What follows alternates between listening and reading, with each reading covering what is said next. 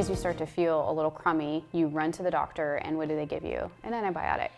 So that leads me to my last and final thing to try and stay away from is antibiotics. Of course, there's a time and a place for everything. There's a time and a place for medicine.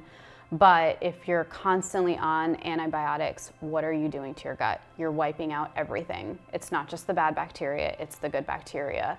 And now, how often do we hear everyone say, oh, I never took a probiotic after that, or I never did, you never built your gut back up. That's a process. If you do have to take antibiotics, by all means take them, but you have to do the gut repair too. That's really good to know. Yeah. Yes. So if you're taking the antibiotics, don't take them on the whim. Make sure that, because I feel like a lot of clinics now, like I almost call them like drive-by clinics. You're like, my throat hurts, and you go in and they like look at it and they don't have time to really test for anything, and they're like, you could take a Z-Pack. Yeah. Be on your way. Yeah. And so what that's doing is just really like clearing out all of your good and bad bacteria.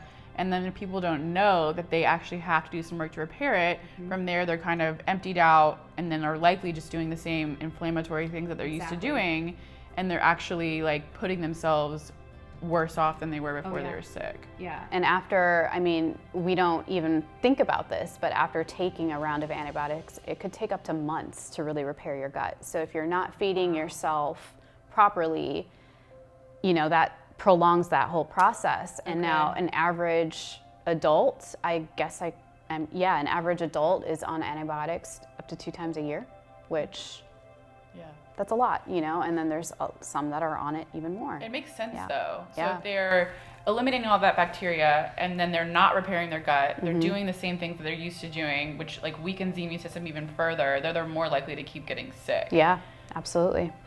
It's like a perpetual cycle. Exactly, and it suppresses everything, which again, that brings up why we see so many, symptoms of autism, and in the kids, they're on antibiotics every other month, or multiple sclerosis or autoimmune conditions coming up, thyroid concerns. Like there's so many links to the gut that we just overlook.